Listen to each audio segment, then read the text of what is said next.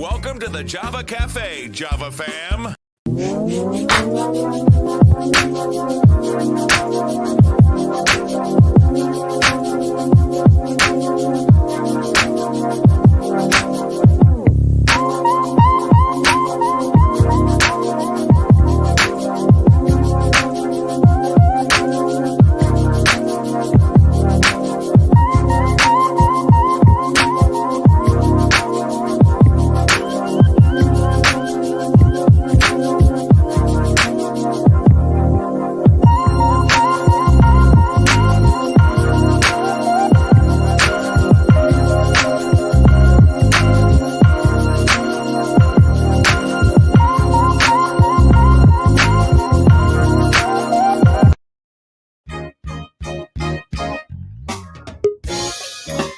Good afternoon, everyone. Good afternoon. My name is James Jimmy Hills, and I'm the host of Java with Jimmy.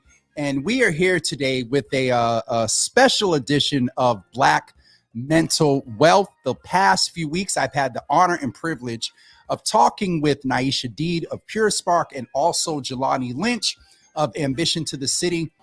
They're sort of on a break, but we're talking with Darrin Howell, who is coming in the room in just a couple of seconds. We're making sure all of his tech is straight. He is currently on location, and we're going to talk about Black mental wealth, but we're going to talk about it from his unique perspective.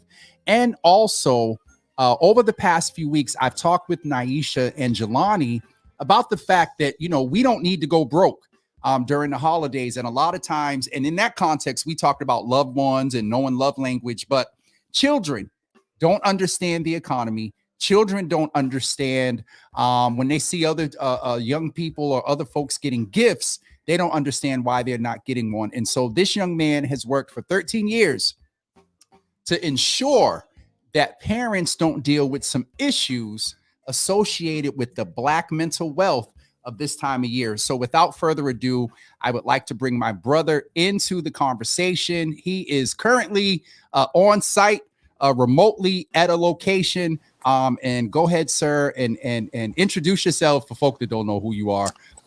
And tell us a little bit about who you are, because there may be some people watching that don't know Darrin. And actually, I have enough information to ask the right question. So say hi, and then I'll set you up properly, sir. Good afternoon, everyone. Pleasure to be on your show, Java with Jimmy. And just, shout out to the viewing audience as well. Just wanted to make sure that there was some transparency being provided to the community at large, and felt that what better platform to have this conversation than the Java with Jimmy show. So thanks for allowing me to be a guest on your platform. To really have that. I know it's family, but I do like to give recognition and credibility where it's due, and you've been at this for throughout the entire pandemic, daily providing information to the community at large, and the service you've been able to provide, it's undeniable, useful and helpful. So absolutely.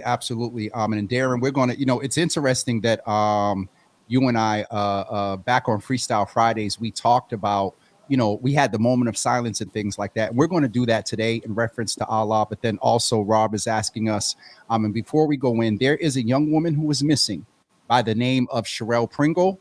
And so I'll post the flyer on my page. I'll make sure Darrin has it as well. And just to keep that in mind. So Darrin, I know you're working and your time is short. And so we talk about service.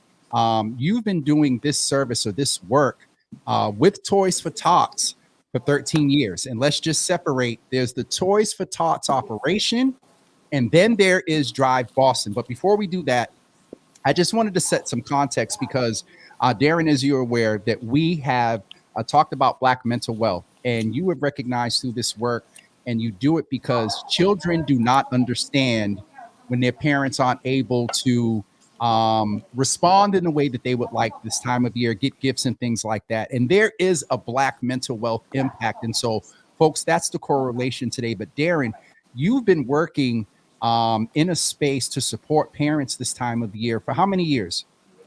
So this year would have made 13 years in terms of, providing a holiday event or some holiday gifts to families that, definitely potentially could use some joy during the holiday seasons for a variety of reasons.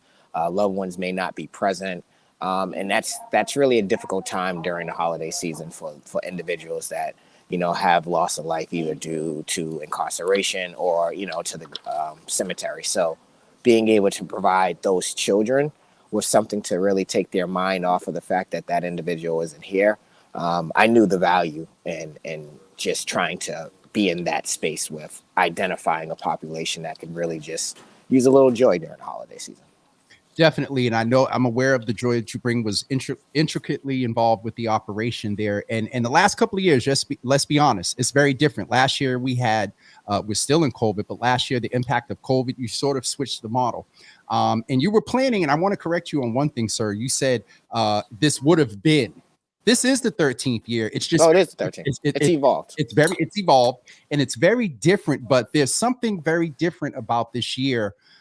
In reference to, and I don't know how deep you want to go, in reference to, volunteerism, in reference to the amount of demand that you received.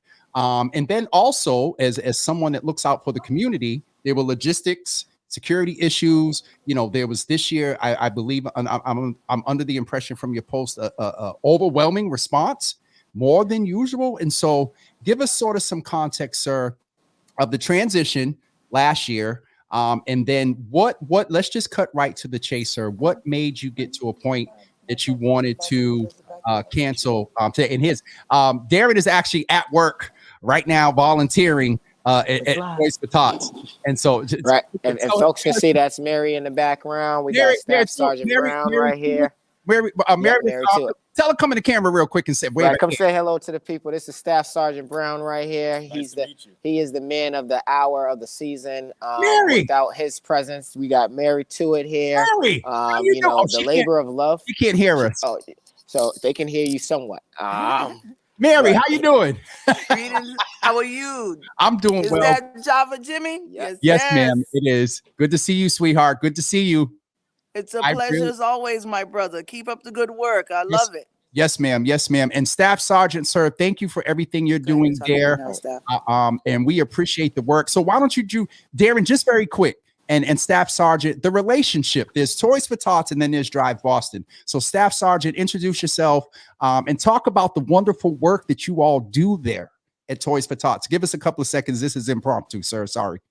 Outstanding. I love it. Well, thank you for having us on your show. Greatly appreciate the opportunity and what you're doing for the community by getting the word out through Drive Boston, through Mr. Darrin, and just all the great things that you're doing. So I am Staff Sergeant Howard Brown, United States Marine that's in charge of the Toys for Tots for Greater Boston. Toys for Tots, we have sites nationwide, and each city or each state might have multiple different ones. However, not many Marines are at each one of these sites, but the sites that we do have them at, we try to go ahead and rally with the community to go ahead and give these, get the toys out there to the kids in the most orderly and most efficient way possible. With Toys for Tots, Drive Boston is one of our local community efforts that goes ahead and helps us ensure that children are getting these toys. Here in the Greater Boston community, we service the nonprofit organizations who then create their own distribution events and then produce those toys out to the community. Drive Boston affords us the opportunity to go ahead and reach out to those individual families by doing a first come, first served basis, affording us, like I said, the avenue to take care of those individual families. As many of the other organizations, they do have their own deadlines and dates to go ahead and meet in their own demographic. Drive opens up to that avenue that, hey, if you sign up, you have the children in the vehicle, so on and so forth, follow the appropriate guidelines. Folks are able to go ahead and follow through, pick up a toy, and then be able to service the family according to what Mr. Darrin was mentioning earlier. I appreciate you, sir. Darrin's going to go a little bit and break down relationship from Toys for Tots and then Drive Boston, because some people need that clarity. But thank you for all you're doing, sir. We have to honor you, not just for this, but for your service as a Marine and protecting us. Thank you for your support. So we salute you, sir. And you all keep Staff Sergeant. Tell us your name again. Howard Brown. Keep Staff Sergeant Howard Brown and you guys' prayers as well. Staff Sergeant, we appreciate you and thank you so much for the time, and we'll let you get back to work there. Thank you, sir. Appreciate you. Thank you. You know, I love the impromptu, just making sure Darrin, that what do you folks call it? What flying, what is it? What did you say? Flying the plane as we go? Oh yeah, we fly the plane we build the plane while flying it. And that is definitely one of this year's operations. Due to some of the challenges that presented itself. Right now, there was a different direction in terms of where the operation would live at this year. So shout out to the Boston Exhibition Convention Center for allowing Toys for Tots to stage its operation here to make sure that there was actually a place for the distribution between Toys for Tots to the organizations that they serve to take place. So want to make sure that the appropriate entities are recognized, from the individuals to more of like the vehicles that made Toys for Tots an operating success this year by accounts. So let me ask you one question. Speaking of operation, so I want to clarify, so you can clarify. There's Toys for Tots. Drive Boston as their good in the hood and community service. You and others, volunteers, go in and work the operation to ensure that Toys for Tots distributes to nonprofit organizations in the Boston area the toys they need to have all of their individual toy drive giveaways, things that they do. Right. Drive Boston has a separate. So go ahead. Yeah, and I think that I'm glad that this clarity is being able to be provided, because I know that it's been perceived as conjoined. That you see one, you see both, and it is completely two separate vehicles. Toys for Tots, as Staff Sergeant Howard highlighted, services the organizations that provide to the populations in which they say they serve. Right. So with that, Toys for Tots does not provide to the individual families. So even though they are the warehouse, the hub for where folks feel comfortable donating to, not to say that, but it's the most nationally recognized organization for this specific purpose. So if you mention Toys for Tots, people are assuming those toys are going out to families that may have otherwise not received something during the holiday season. So the credibility is there, the name recognition is there. I, 13 years ago, found out about this amazing organization and wanted to get into the spirit of giving back to a population that I felt might have went missing, or just to youth that could use, again, some joy during the holiday season. What was that specific population, Darrin? So that population at the time happened to be the work that I was doing with the men at Old Colony Correctional Facility. They were currently serving life sentences, and they were participating in the video program anti-violence message, with an anti-violence message. And the thought was that you don't switch the message, you switch the messengers, right? And so those individuals were providing their takes, their voice to really lend their to a degree, in some expertise on an issue on how to address it. Yep. And because I was working with them, Toys for Tots was generous in the first year that I requested that they provided me with 250 toys. And so those 250 toys, they ended up being distributed amongst those men's family in order to, pay it forward. Toys for Tots gave me something in hopes that it would get to a child that would appreciate or is in need during the holiday season. So I wanted to really make sure it was a targeted population that was receiving. And the reaction from those youth, from them children, became addictive, right? So if you let me do it the first year, I definitely want to do it the next year, right? But this time, there's going to be a few messengers, right? There's going to be a few different people that's going to share that experience of receiving with other friends or family members or loved ones. And that created the first wave of demand. Oh, if you did this for this family, are you going to do it again next year? So the following year, I asked for double the amount of toys just to be prepared. Again, Toys for Tots was generous enough to provide me with those gifts. And we went and serviced that community again in the second year. And the reason I'm giving this context, because I think it's important to see how the event came about being. So on the third year, when I made an additional request where I doubled again, with Toys for Tots. We just have a little fun and say you flipped it, but go ahead. Yeah, it was definitely a flip. I'm not going to sit back and deny it. I've told everybody, very transparent. I looked at it as a hustle. And that's what a lot of people I realized was doing. They was hustling Toys for Tots and not giving Toys for Tots the credit that they deserve for putting people in a position to provide. So anyone that knows, my flyer has always said the lead sponsor is Toys for Tots. Toys for Tots is the vehicle. Anything that I've done throughout the year with Toys for Tots is always about promoting Toys for Tots. So it's not been about the Drive Boston event, because if Toys for Tots is not successful, then Drive Boston So cannot move can we forward. unpack that a little bit? You are very intentional. Beat me up later if I'm getting too detailed. You are No, very go. intentional. You do not set the date for the Drive Boston event separate from Toys for Tots until it's after the date set by Toys for Tots when the nonprofits have to come and pick up their toys. Correct. So You're I've one of the I've last consciously events. made that Toys for Tots would be I would be the last organization to receive, because I wanted to make sure the organizations that came prior to me were in a position to receive first, because of the approach to making sure others had. Mine was very open to the public. After a while, it had to evolve, because I couldn't see denying a child being given a gift that made it that had a way to make it to the event. So you look at registration. Some people do not have access to technology. They don't have access to the internet. So should that child be denied if they showed up to the event? Those that did have access, those that did register, if they didn't show up, then what should happen with those gifts, right? Like, it became a learning experience throughout the 13 years of what is the best approach and the fairest approach to making sure that no one feels as if they didn't have an opportunity to receive. So we developed the first come, first serve approach. We developed the with no toy, no child. We developed these type of things. You get the gifts at the end of the event versus at the beginning, just because you registered.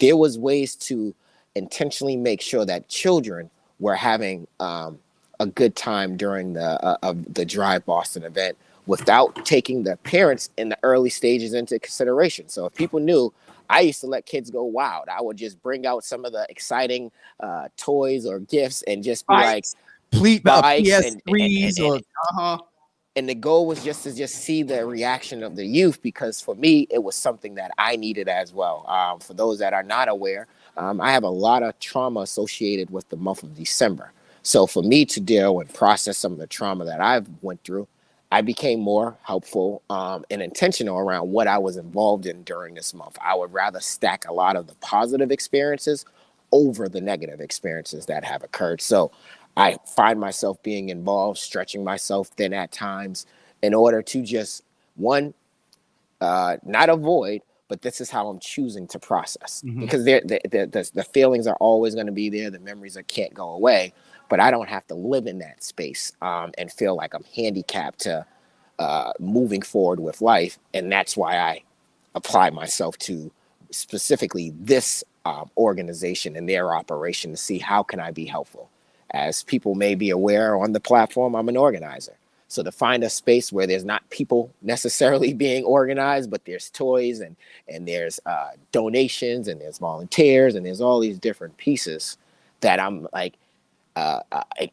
excited by, because I'm like, well, if this does this and this does that and this does that, then we can have a successful operation, which means the end results is plenty of toys gets to children's hands. That's the end results. And because it's evolved in the way that it has evolved, this year's cancellation didn't come without, a tough decision, but it was a decision that, for those that have been involved in the event, it's long overdue. Over the years, there's been requests for our community groups that do receive from Toys for Tots to come together and collectively, let's put on a larger event. Unfortunately, people would prefer to do their own thing. But then I had to recognize the labor.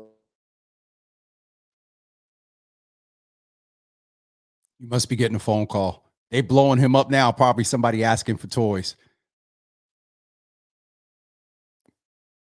Hit the thing back. Darrin is down there busy doing the work, and so he's going to get whoever tried to call him off the phone and get them back, get himself back on the phone. But basically, he's talking about the operation, and over the past, he's still on. I'm just going to go to my screen.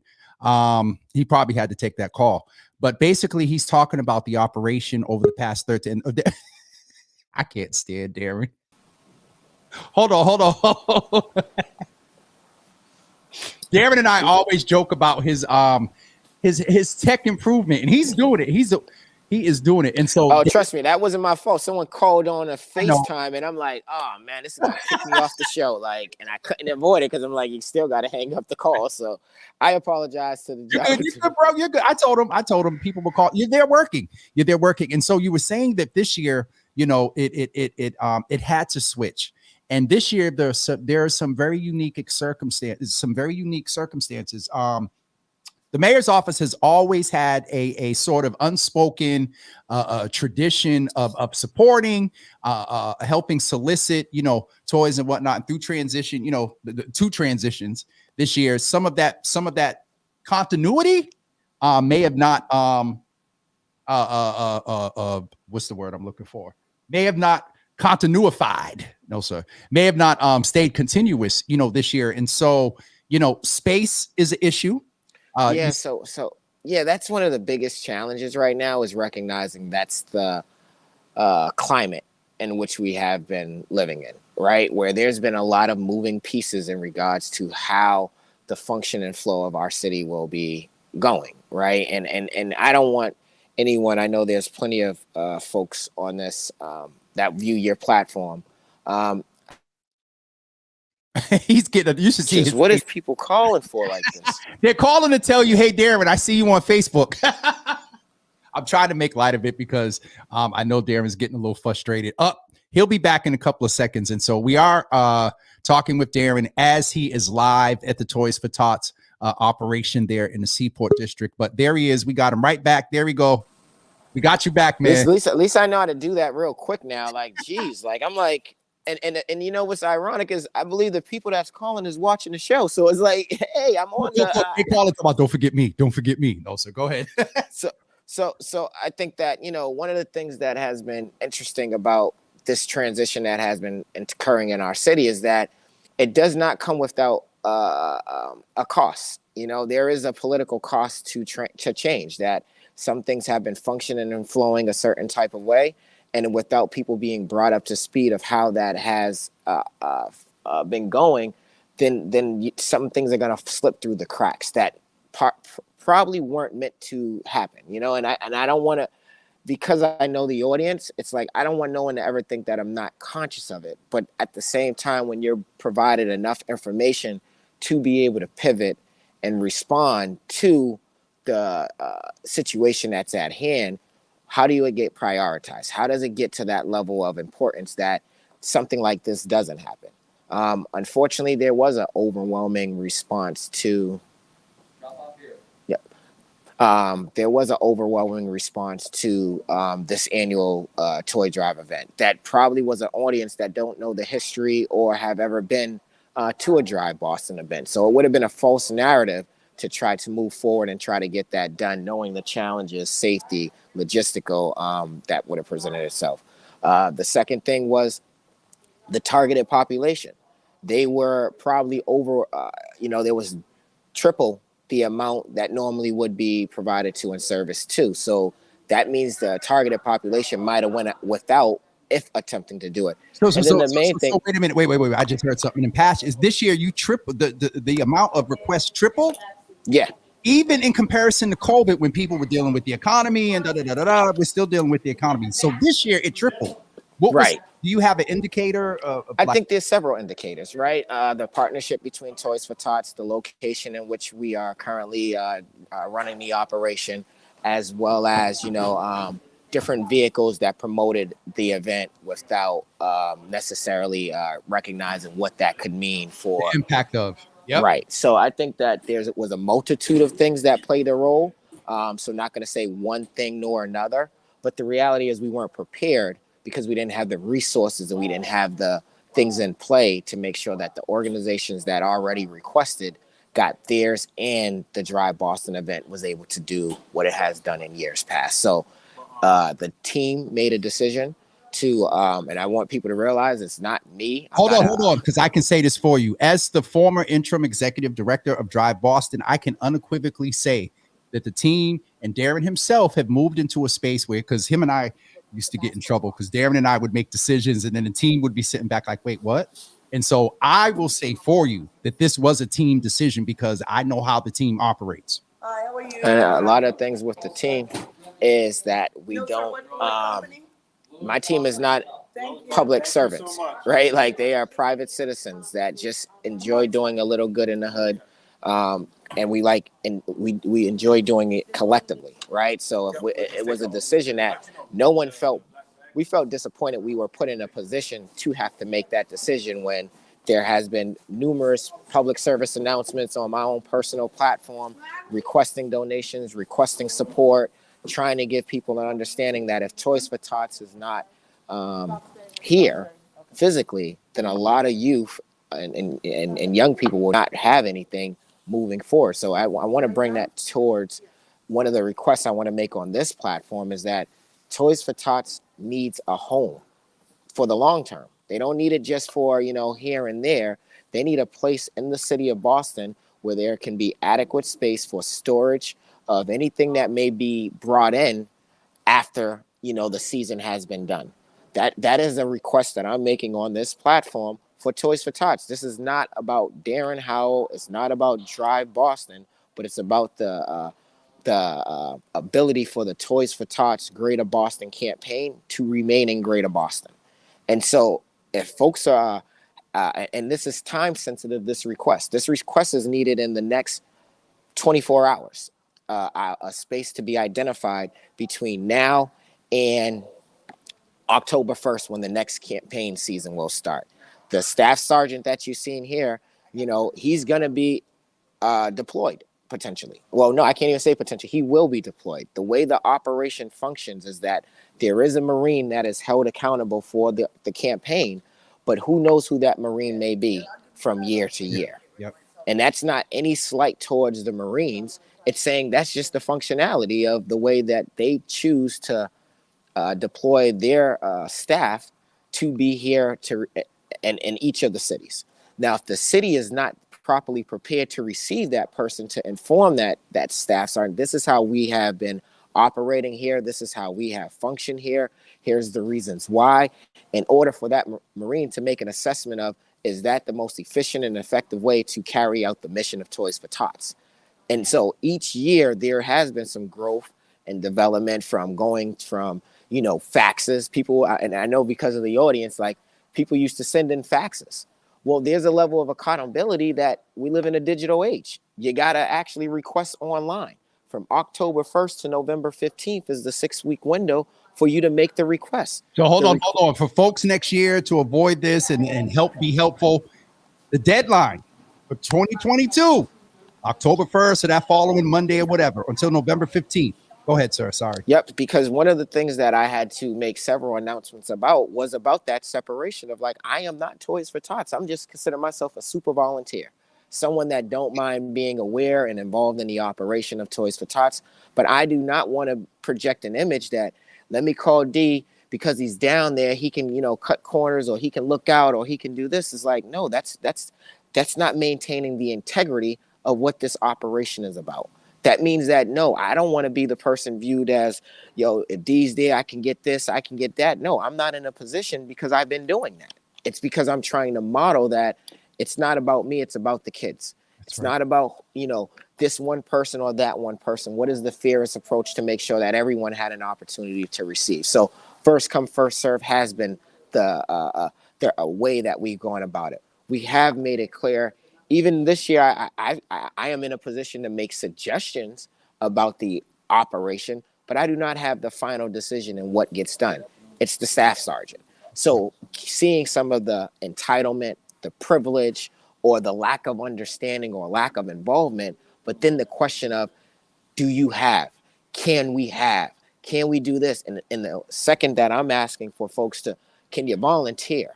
So if it's at all possible, we are going to start making some requirements for those that are receiving because they target the nonprofit community. So if that's the target, why can't you come here and dedicate a couple of hours? Shout out to the New England United for Justice. Shout out to, matter of fact, I don't want to just highlight them. I want to highlight any group that showed up and said, you know what? Elevate Boston. Elevate Boston. And the biggest supporters have been the Suffolk County Sheriff's Department.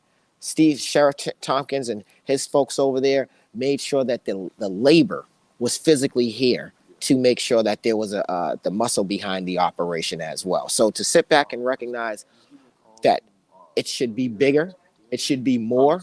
There's no activity that's too small. If you are in a position to have a holiday event where you ask your participants to donate toys, those toys can go to Toys for Tots. One thing that I've been conscious of is promoting Toys for Tots and not Drive Boston. That's right. No matter what happens, I never promote Drive Boston during this event unless it's an event that we're going to do. And I got ahead of myself just because I was trying to be conscious of the time sensitiveness behind getting this campaign, this season over and still being able to do an event. But again, with the amount of registrants, it just wouldn't have been safe, and it would have been a logistical nightmare that we at Drive said, you know what, it's better to just focus on making sure that the other organizations that requested, they received, because it's, again, the labor of love. But yeah, this is something that I'm hoping people really look at as saying, what happens if Toys for Tots is not in Greater Boston next year? Because that could be a reality. Like, and I want to put that out there. There's a reality that that they could be not here in that, because there is, let's be honest, there's a tradition. It's just the fall. For lack of better terms, there's a fallback. A lot of these organizations, and it's not all organizations. There are entities, people that you can unequivocally say toys do make it to the young people, and it ain't about them. I know of a few that when I, was working with you there at the factory or whatever. And so, but then unfortunately there are those that, well, anyway, I'm not going to go there. Yeah, that's doing all the wrong things. And the thing is, Toys for Tots cannot, I can't say they cannot. They probably will not try to be a police to those that say that they provide service. If you have the appropriate documentation, you have your tax ID status in order, and you send in a request, I don't believe it will show something about the operation, right? To be like, if I got to micromanage and try to double and quadruple check to see whether or not you're doing something, then that's defeating the purpose of what the mission is.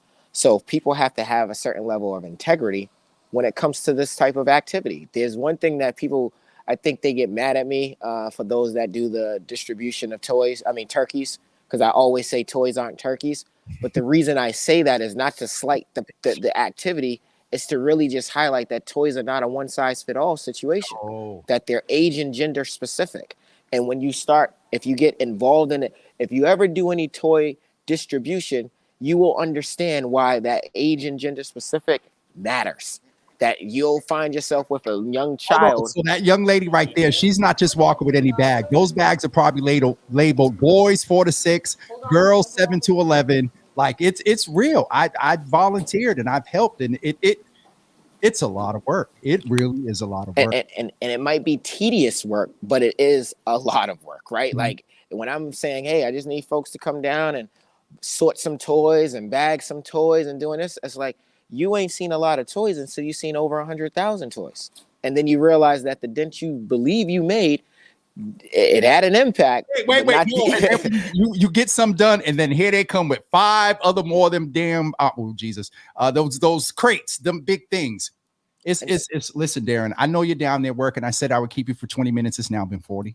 I get it, but you know what? I felt this was needed. I know for the last couple of days, people have been hitting me up, asking me, am I okay? And checking on my well-being, and having to tell people, like, it wasn't a hard decision to make, because at the end of it all, the goal was to make sure that my integrity is never in question. There was some things that really bothered me when it's like 13 years later, having the type of relationship has been based on work. That's what it's based on. It's not based on anything other than showing like I'm here.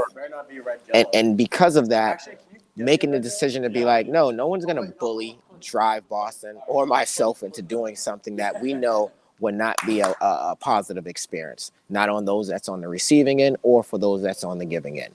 And to sit back and say that the bigger thing is saying that Toys for Tots mission was able to get completed. Toys for Tots was able to be successful this year.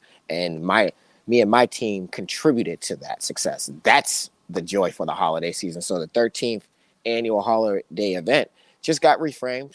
We still made sure that children were in a position to receive, because we know the work that we're doing is focused on that. So Drive, myself, we're good over here. Well, and because we are private citizens, we're not sitting back saying like, oh man, how is this going to impact us? It's not. because we're still providing a labor of love. That's right. that can't come into question. So we're good over here at Drive. It's unfortunate that we weren't able to do our annual holiday event, but one thing for sure, it's nothing compared to saying we're a part of the operation that makes sure everybody else that has an event and is able to do that. So it's the bigger picture, as you just said, and there can't be any guilt or shame or feelings of regret when it's like, no, we're still doing what we said we want to do. We want to make sure that kids have some gifts during the holiday season. And in order for that to happen, the Toys for Tots operation has to be supported by local residents. So with that, hopefully next year, there is more of a earlier on approach. Hopefully Toys for Tots is still in the city of Boston, because someone's going to see this live. They're going to reach out and say, hey, I got the adequate enough space. I got the safety things to make sure that the U.S. Marines will be comfortable with the gifts being there. Like, it's not just, oh, I got a room and you can bring your toys here. No, there's a protocol. There's a process. There's things that have to be taken into account before things are released to that. So again, accountability, integrity, principle, these things have to matter.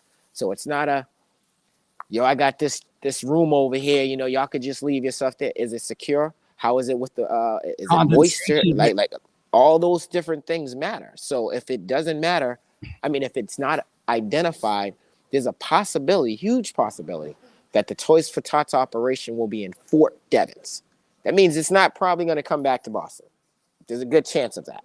So based on what Darrin just said here, if you are a developer, I'm going to say it. He ain't saying it. I'm going to say it. If you are a developer, a city official, a state official, a county official, a millionaire, someone that owns property that could take in and take in some of these toys where they could be secure and there's not issues of condensation and moisture and mildew and things like that, you need to hit Darrin. How can they contact you? Yes, for that you can call me, but there is also contact information on the Greater Boston Toys for Tots website. Like, so that's why one of the PSAs was saying offhand, brother, because I'll put it in right if here. you Google Greater Boston Toys for Tots, do this in real time. Hold on. Right, link in there so they don't have no excuse. Yep. So if you Google Greater Boston Toys for Tots, it's the first one that pops up. Please don't hesitate to reach out to the staff sergeant. That's one of the things. I'm not going to make the final decision. The staff sergeant is. So you can talk directly to the person. Want people to see I'm not speaking and he's not right there. He's right next to me, right? So he's working. But these are the challenges that remain for the rest of the season. We have less than 24 hours to really try to identify a home. If anyone is watching this and feel like they have the adequate space and can provide the protocol and requirements that is looked for, not looking to have, a roof Chris type establishment. We just need to make sure that there's some things in place that will accommodate the storage. So listen, please don't hesitate to reach out about y'all that. Have no problem. Y'all know I have no problem with asking. Developer, city official, state official, elected, millionaire, property owner, warehouse owner, weed grower, distributor rather. There is potential that Toys for Tots, if they don't get a secure space with everything that Darrin mentioned here in Boston, that supplies just about, can we unequivocally, not unequivocally, can Greater we Boston Toys for Tots. So it's not just Boston, it's Greater Boston. There's Toys for Tots. 3 counties that are being provided to and within that, area. So to sit back and say, I'm telling the community right now, the SOS, the flag is being raised. Like, if you want to see the Toys for Tots operation remain in the city of Boston, we have to identify a location for things to be at. And it needs to be, right now, I'm willing to entertain something. How many days? Days, we have 24 hours. Christmas is this Sunday, right? It's Saturday. Yep. The season is over. So we're trying to wrap up things here at the venue to be prepared to. You got to plan. You got to pack. You got to also have a location, because here's another thing we didn't name. Toys still come in, Darrin, up until Christmas Eve. Toys comes in all the way to January. Because a lot of these organizations have their holiday parties. Some big organizations have their toys left over or whatever. And so there's still an influx of toys, even after all of the parties, even after the actual Christmas day. Right. So these are the things that putting it out there to the community. My phone can blow up for people asking about their orders and what's the status and do you got any toys. But all I've been asking for is support with the Toys for Tots operation. So I'm asking the community again, support the Toys for Tots operation. You hear what I'm telling you right now. Do not make what I'm sharing with you become a reality, and then you're wondering what you could have or should have done in order for that reality to be in place. And next year, y'all may have to go up to Fort Devens. Correct. To get to. And no one's going to Fort Devens. Let's just keep it real. Nobody on in the greater. It's already a strain coming to Seaport area. So to go 90 minutes out, I just don't see that happening. And just thinking logistically, Darrin, if the operation moved to Fort Devens, how do you manage that? Right, that's the point. I don't, and I'm not. So it doesn't make logical sense to sit back and be like, I'm putting it out here now that I don't mind doing what I've been doing with supporting the Toys for Tots operation. There's no way it makes sense to think that I'm going to try to support the operation for Greater Boston out of Fort Devens, the base. Just doesn't make logical sense to go that hard in a city this rich. So if the city wants it, then the city needs to, identify a venue or space to make sure that this organization is here and continues to be here.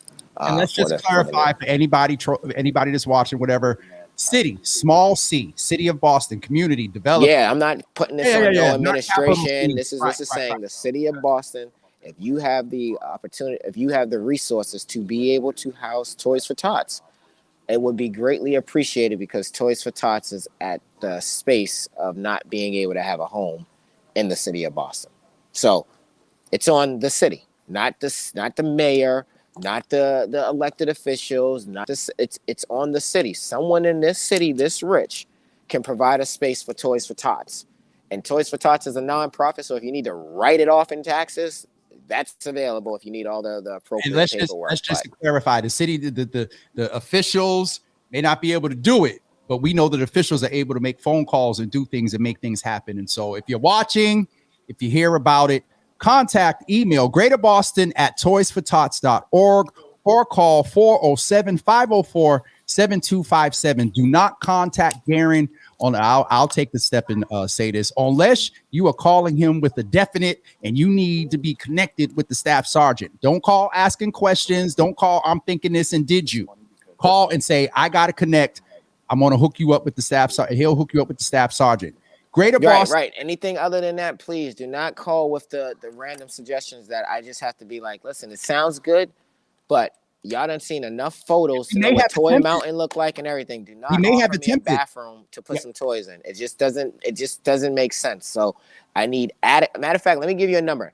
9,000 square feet for storage. That's what is needed. Anyone that can accommodate weather appropriate type environment, climate appropriate type environment. We need 9,000 square feet. So now no one can be like, well, how much space? 9,000 square feet just for storage purposes. And if their storage is identified, I believe that, there's been a great relationship built with the Boston Exhibition Convention Center that we potentially can have the operation flow here. But we need storage space locally from now until October 1st.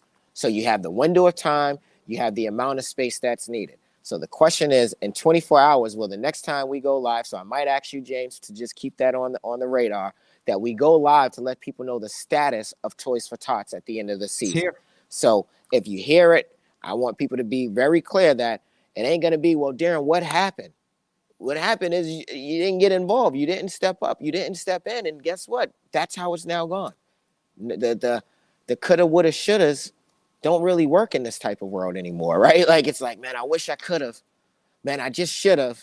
No, let's just do it. Like, if you have there, let's start the conversation now, because in 24 hours, we are going to come back with a status update. And it would definitely disappoint me to tell the community at large, looks like we couldn't find Toys for Tots a home. And now, hopefully, whoever the staff sergeant is that is assigned to the campaign next year would want to bring the operation back to the city of Boston. That's the unknown, because the current staff sergeant Howard Brown will not be here next year. So we're trying to put something in place so that we can make sure that the operation continues to move forward. So that's all I got. It's on you as a community to figure out whether or not we want this to remain here. I've only can do so much as an individual and as a private citizen. I want to just keep reminding people I'm not elected. Just a private citizen trying to do a little good in the hood. So I just thank want to you, James. clarify, no problem, brother. I just want to clarify one thing for our good friend Sharon Cornelius. As Darrin had mentioned earlier, it's not so much for individuals, and I don't know the organizations you reached out to, but it's organizations. They don't do it directly to young people and or parents. But thank you for that thought, Sharon. And Will is saying, thank you, Darrin, for hard work and dedication towards helping and provide support to many families in the city of Boston.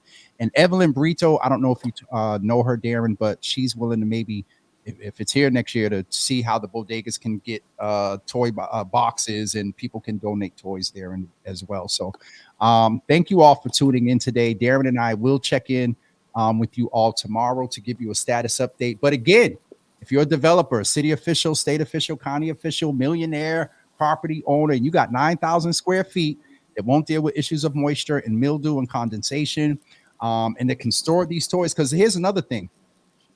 The folks that abide by the request time, those folks that request early, if there's toys available, they get their toys earlier. And so that's the spillover from when toys come in after Christmas. So anyway, it's an assembly line operation, right? And we want to make sure that things are going and flowing a certain type of way. So things that are left over provides, like you just mentioned, the organization that requests early on the ability to receive theirs so that by time we get through the season, we're able to accommodate everyone that sent in a request. So it's not in vain that people are like, why is there anything left over? Again, because if an order can't be filled, because again, toys are not one size fit all, then the organization doesn't necessarily just get a half order, right? Or a partial order. That's not the way the operation has functioned since I've been involved.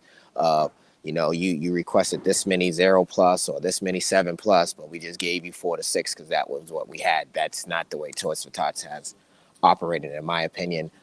They do what they can to get as close to the order, if not exactly the order that was requested. So that's part of the challenge of why there's toys and gifts left over, is because that's all that was available. So. Darrin is the only guest that leans in and responds to the comments, and I love it. I love when I see him do this. Yeah, I ain't got them good eyes. Jeannie, we love you. And Michelle, we love you as well. And so, Darrin, I know you're down there getting at work and working on this. So we're going to let you all go. But thank you all so much for tuning in today. If people are asking, parents are asking, folks are asking, tell them to tune in here.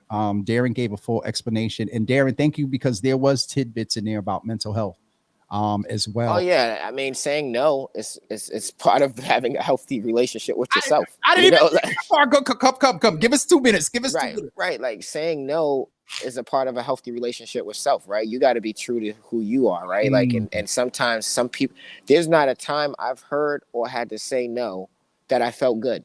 So I knew people were going to be like, oh man, this ain't happening. How can you? How could you? It's like, because it's bigger than me. It's bigger than the team. And so on the receiving end, I get it, right? But on the giving end, I get that as well. That some people are going to be disappointed in your actions because they're not aware of what went into that response, right? Like, it wasn't just, oh, all these people are coming, we can't handle it. It was like, no, all these people are coming and folks still haven't received yet. I'm not going to put myself and the organization in which I represent and my peoples in a position where we're all going to feel like, why did we do this? Why did we put ourselves when we had enough time to make a decision that, yes, some people will be disappointed, but saying no right now is the appropriate thing to do for a variety of reasons. And the priority reason was we do ours last. Everybody else can do it. We want to make sure that we're last for a reason, because we know the amount of people that actually respond because they're not connected to the organizations or agencies that's giving out. It's the larger community, right? So we're not mad over here. We're good. We're in a great space. And what we're going to do is continue to focus on making sure that the Toys for Tots operation lives in our city. And that's what our focus is going to be on.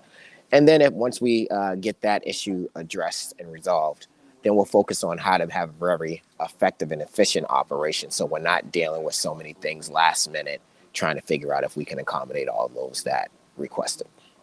Darrin, I appreciate you, sir. And I'm going to do something that you and I used to do on a weekly basis, and I'm sure you're aware of this.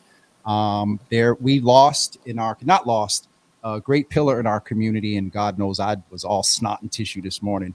But we're going to hold space in a moment of silence for Brother Allah, and then also we want to keep positive thoughts and prayers for Cheryl Pringle, who is missing. And so, Darrin, just tell us why we even got here almost a year ago. Yeah, the moment of silence is that, unfortunately, we haven't had the opportunity. I mean, recently we have, but still it's not the same, right? There's still precautions that have to be taken with physically gathering. So we wanted to make sure that people don't feel that there's not a space created where there could be that moment of silence, right? In recognition of loved ones that are no longer here with us in a physical form. And so we've been doing that, since you started this platform, especially on the Freestyle Friday. And so to see that it's continued for a good brother. Somebody must have called Darrin, and you know what the old church folks will say, that ain't nothing but the devil. I'm sitting here trying to get some music queued up, and somebody must have called him. And I know his phone was acting up too. So I'm going to go ahead and facilitate that moment of silence. So I just ask you to just sit with me for a second in reference to our brother Allah, and also that we are saying prayers that Cheryl Pringle returns safely to her home and to her family.